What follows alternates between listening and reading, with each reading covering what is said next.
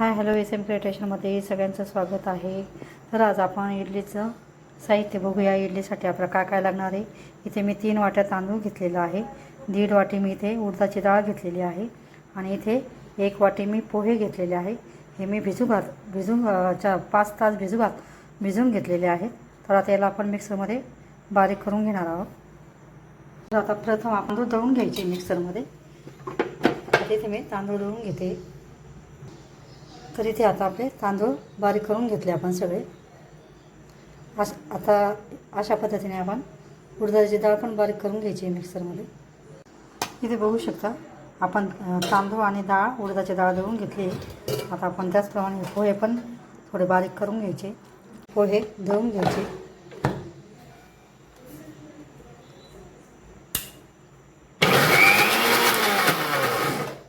अशा पद्धतीने सगळं मिक्स करून टाकायचं आहे एकत्र साहित्य दळलेलं. आणि त्याच्यामध्ये आपण अंदाजानुसार मीठ टाकून घ्यायचं आहे 1-1.5 चमचा. इथे बघू शकता आता आपण छान असं मिक्स करून घेतलेलं आहे. एकाच अँगलने सगळं फिरवायचं आहे. आपण एखाद्या मोठ्या भांड्यामध्ये टाकून आता हे एवढंच पातळ ठेवायचं, जास्त पातळ पण नाही करायचं, नाही तर आपल्या इडल्या चांगलं होणार नाही. तर आता याच्यातमध्ये आपण अंदाजानुसार थोडं मीठ टाकून घ्यायचं आहे. मी आता इथे 1 चमचा मीठ टाकून घेते. 1 किंवा 1.5 चमचा टाकून घ्यायचं आहे आपण अंदाजानुसार. मी 1 चमचा मीठ टाकून घेते. अंदाजानुसार टाकून घ्यायचं आहे आपण मीठ. आणि मीठ टाकल्यानंतर असं हे छान मिक्स करून घ्यायचे. असं छान मिक्स करून घ्यायचं याला. मीठ टाकल्यानंतर मीठ आता चांगलं मिक्स व्हायला पाहिजे त्या पद्धतीने. आता याला आपण असं झाकून ठेवणार आहोत रात्रभर. आपण आता याच्या सकाळी इडल्या बनवणार आहोत. मी कुकरमध्ये टाकलेलं आहे. तर हे अर्धा कुकर आहे आपलं. तर आता हे सकाळी आपण बघूयात हे किती होतं फुगून. तर याच्यात मी आता ताट झाकून ठेवणार आहे. आता ते याच्या इडल्या आपण सकाळी बनवायच्या आहेत.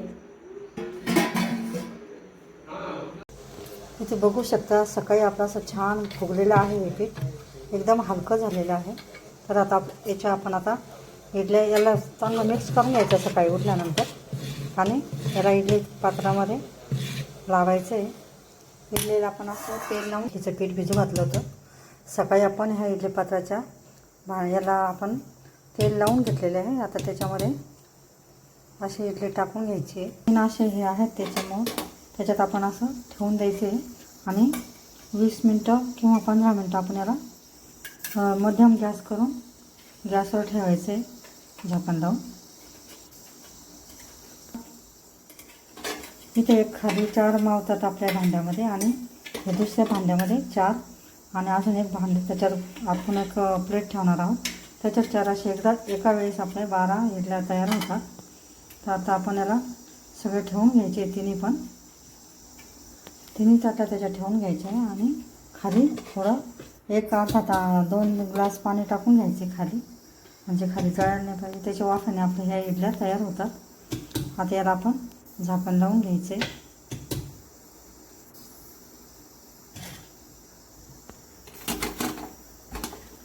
हे तिन्ही पण ताटले आपण ठेवून घेतलेले आहेत त्याच्यात इडलीचं पीठ टाकून.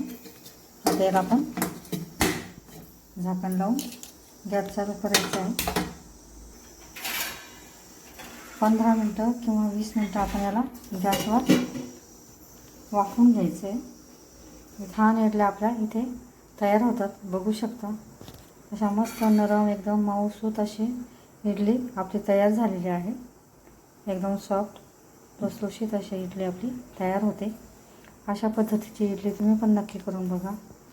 व्हिडिओ आवडल्यास लाईक करा, शेअर करा चॅनलला.